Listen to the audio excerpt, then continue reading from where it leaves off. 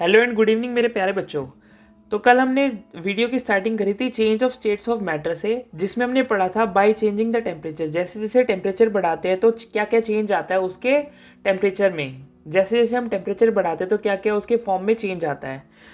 हमने देखा था effects of change of temperature में सबसे पहले जो सॉलिड था वो लिक्विड में कन्वर्जन हो जाता है। देन मेल्टिंग देखा था, उसका मेल्टिंग पॉइंट देखा था। लिक्विड भी पढ़ा था, लिक्विड से गैस कैसे कन्वर्ट हो जाता है। बॉइलिंग पढ़ा था, बॉइलिंग पॉइंट पढ़ा था।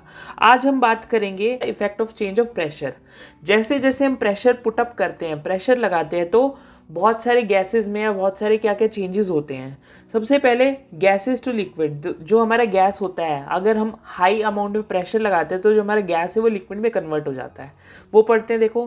Gases can be liquefied by applying pressure. देखो, जैसे ही गैसेस को हम लिक्विफाइड कर सकते हैं, लिक्विड की फॉर्म में बदल सकते हैं। कैसे बदल सकते हैं? बाय अप्लाइंग प्रेशर, उनके अंदर प्रेशर का यूज़ करके और उसका टेम्परेचर भी कम करके। When high pressure is applied, जैसे जैसे हम हाई प्रेशर अप्लाइड करते हैं किसी भी गैस में तो वो दबती है, कॉम्प्रेस होती है। फॉर एग्जाम्पल, जैसे ये गैसेस के पार्टिकल्स हैं, बहुत ज़्यादा दूर दूर है। जब हम इसमें प्रेशर लगाते हैं, प्रेशर पुटअप करते हैं जब हम, तो इसके पार्टिकल्स क्लोजली पैक हो जाते हैं। इतने भी नहीं, लेकिन पास पास आ जाते हैं और ये लिक्विड की फॉर्म में कन्वर्ट हो जाता है।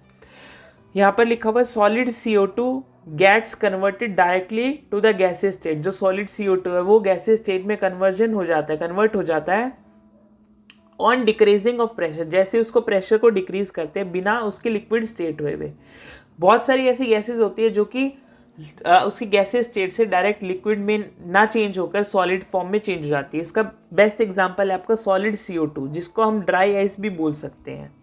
देन अपना अगला टॉपिक है इवेपोरेशन। इवेपोरेशन क्या होता है? आपने छोटी क्लासेस में पढ़ा होगा वाटर साइकिल की फॉर्म में, कि जो वाटर वेपर्स हैं वो ऊपर जाते जाते जाते जाते सनलाइट जो जब उस पर पड़ती है तो वो इवेपोरेशन स्टेट में जाता है।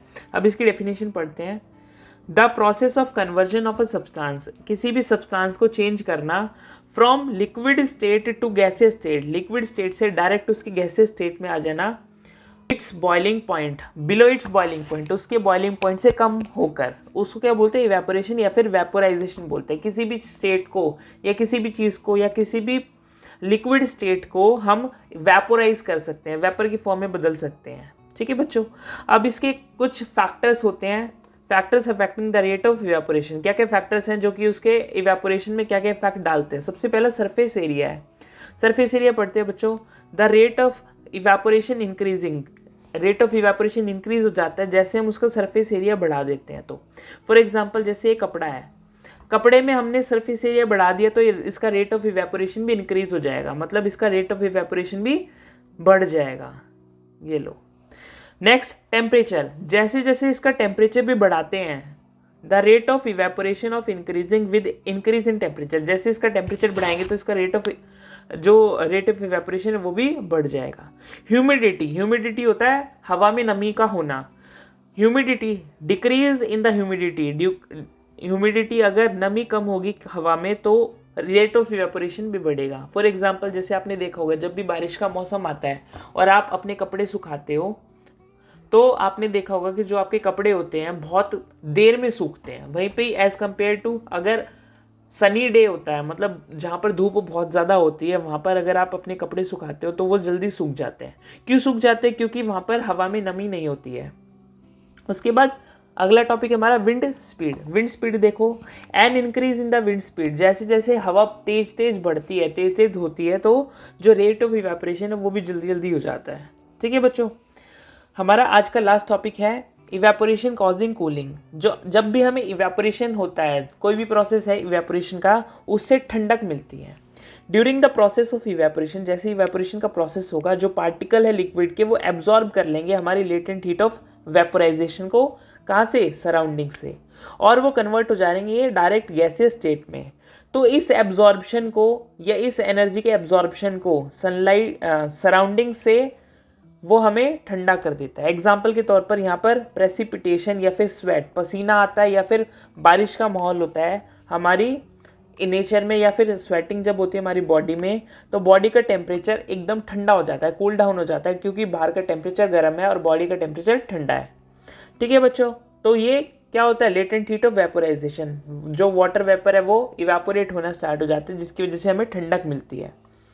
आपके लिए कुछ इंपॉर्टेंट फिजिकल क्वांटिटीज़ और ऐसे यूनिट दे रखी है। फॉर एग्जांपल टेम्परेचर की ऐसे यूनिट होती है केल्विन, ठीक है, या डिग्री सेल्सियस भी बोल सकते हो आप, यहाँ पर डिग्री सेल्सियस भी है। केल्विन का सिंबल के होता है और डिग्री सेल्सियस का डिग्री सी होता है। लेंथ की होती है मीटर, इसका सिंबल है छोटे वाला एम, स्मॉल एम।